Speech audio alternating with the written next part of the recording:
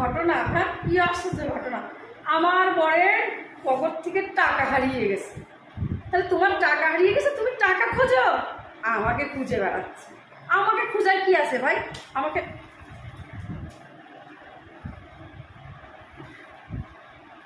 বাবা আসতে না ধরে গেল।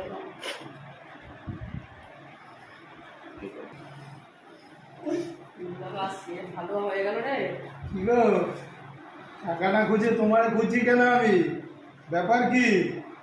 চুরের মায়ের গড় বলা, হ্যাঁ কি ব্যাপার? মানে কি বলছো তুমি? চাইতে হবে না, টাকাটা কোথায় ছিল?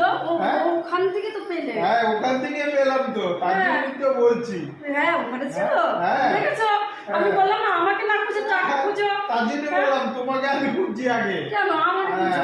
আমার কাছে টাকা পেয়েছো? টাকাটা কোথায় বললো? টাকাটা আমার কাছে পেয়েছো তুমি? না তোমার তো বললো না। প্রতিদিন তোমাকে কিছু না বলতো তো মাথায় উঠে গেছে। তোমারও না তুমি তো টাকা ওখান থেকে পালে। আমি পেলাম, এর আগে কোথাতে পড়লো?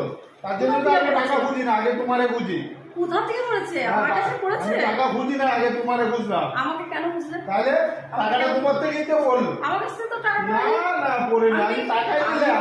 টাকার গাছ আমাকে ছাড়া দিলে না আমার পকেট মেরেছো তাই টাকাটা পড়ছে। কি আশ্চর্য কথা, কোথায় পড়েছিল? এই যে ফ্যান চলছে না, ফ্যানের হাওয়াতে এদিক ওদিক গড়াগড়ি খাচ্ছে।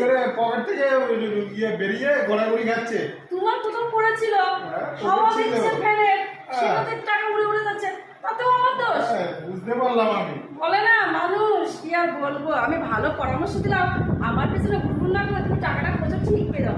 পেলে তো টাকাটা, আর আমার চোরের বদনাম দিলে। যাও তোমার ভাত আমি খাবো না, বাপের বাড়ি চলে আসছি।